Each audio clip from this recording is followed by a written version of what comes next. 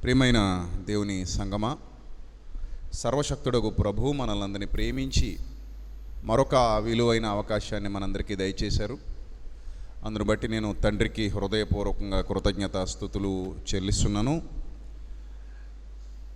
ఆయన వాక్యము ద్వారా మనల్ని ప్రతిదినం ఆయనకు మరింత దగ్గర చేసుకుంటూ ఒక్కో మెట్టెక్కిస్తూ ఈ ఆత్మీయ యాత్రలో మనం అద్దంలో చూసుకున్నట్టుగా మనల్ని మనం చూసుకుంటూ ఏది అవసరమో అది తీసుకుంటూ ఏది అక్కర్లేదో దాన్ని విడిచిపెట్టేస్తూ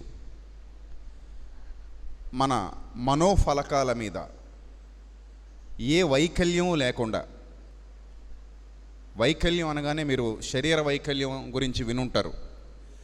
శరీర వైకల్యం ఉన్నా పర్లేదు, మనోవైకల్యం ఉండకూడదు. శరీర వైకల్యం అంటే పోలియో కాలు, ఓచకాళ్ళు చేతులు, కన్ను సరిగా పనిచేయకపోవడం, నోరు సరిగా తిరగకపోవడం, ఈ విధంగా అంగవైకల్యం అనేది చాలామందికి ఉంటుంది. అంగవైకల్యం ప్రాబ్లం ఏం కాదు, వాళ్ళు దాన్ని అధిగమించవచ్చు. That is not a big problem. అంగవైకల్యం ఉన్నా కూడా కొంతమంది వాళ్ళ మనస్సును కంట్రోల్ చేసుకుని హాయిగా బతుకుతున్నారు. అంగవైకల్యం కంటే ప్రమాదకరమైంది మనోవైకల్యం. ఈ మనోవైకల్యం బయటికి కనబడదు. వాళ్ళకి ఏ జబ్బు ఉంది, ఎలాంటి క్యారెక్టర్లెస్ బిహేవియర్ ఉంది, ఎలాంటి నీచమైన భావజాలం ఉంది, అవన్నీ కూడా బయట ప్రపంచానికి తెలియవు, వాళ్ళకి మాత్రం తెలుస్తాయి. అది ఎంత నష్టాన్ని చేకూరుస్తుందంటే అటు దేవునికి దూరం అయిపోతాం, ఇటు మన వాళ్ళకి దూరం అయిపోతాం, మనకి మనం దూరం అయిపోతాం, చచ్చిపోయేంతవరకు గిల్టీ ఫీలింగ్తో బతుకుతాం. సో మనోవైకల్యం అనేది చాలా ప్రమాదకరమైంది. ఇప్పుడు మనం ఎందుకు వాక్యాన్ని మన హృదయంలోనికి స్వీకరిస్తున్నామంటే, చిన్నతనం నుంచి ఏ వైకల్యం అయితే మానవ సమాజాన్ని ఆవహిస్తూ, గతంలో కూడా చెప్పాను కదా, పర్సనాలిటీ మీన్స్ వన్ డేలో అప్పటికప్పుడు ఫాస్ట్గా తయారైపోయింది కాదు.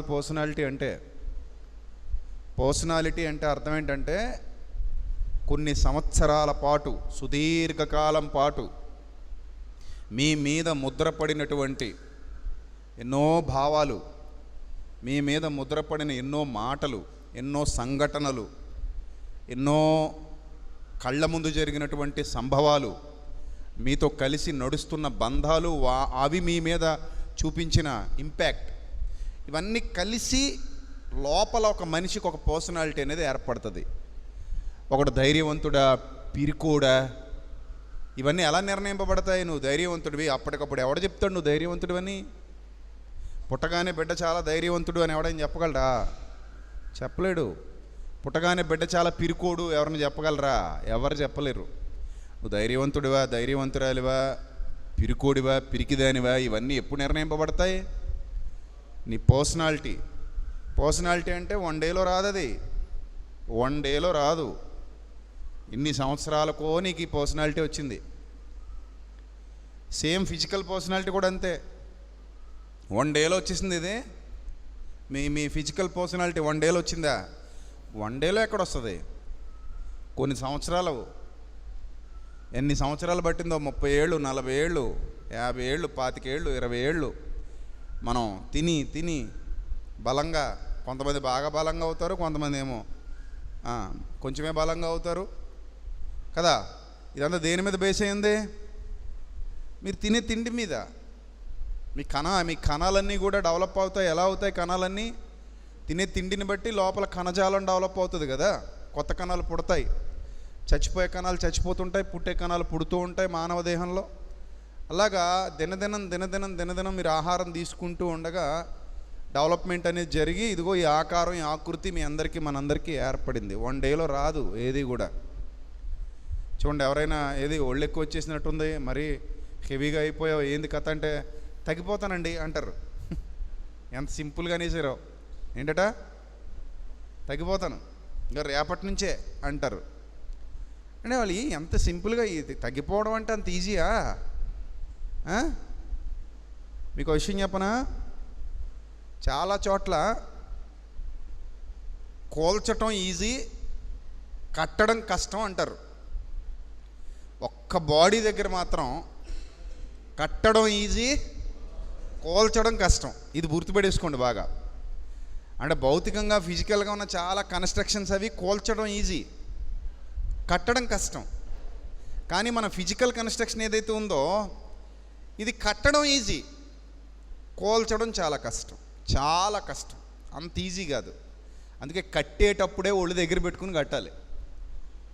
అవకాశం ఉంది కదా అని ఎలా పడితే అలాగే ఇంతంత కాంక్రీట్ దిక్కున పడేసి ఎక్కడ పడితే అక్కడ కాంక్రీట్ దెబ్బల్లా మేటల పేరుకుపోయి కట్టిపడేసామనుకో కన్స్ట్రక్షను, ఆ తర్వాత కాంక్రీట్ ముద్దలన్నీ కరిగించడానికి చాలా టైం పడుతుంది, చాలా కష్టం కూడా. సో కాబట్టి ఇక్కడ మాత్రం కట్టడం సులభం, పడగొట్టడం చాలా కష్టం.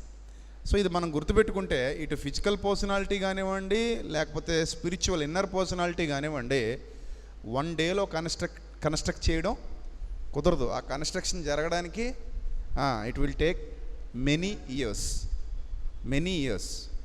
సో కాబట్టి ఇక్కడ కూర్చున్న మీ అందరూ మంచోళ్ళు కావచ్చు, చెడ్డోళ్ళు కావచ్చు, పిరుకోళ్ళు కావచ్చు, ధైర్యవంతులు కావచ్చు, జాలిగలవారు కావచ్చు, కఠినాత్ములు కావచ్చు, క్రూరులు కావచ్చు, దయగలవారు కావచ్చు.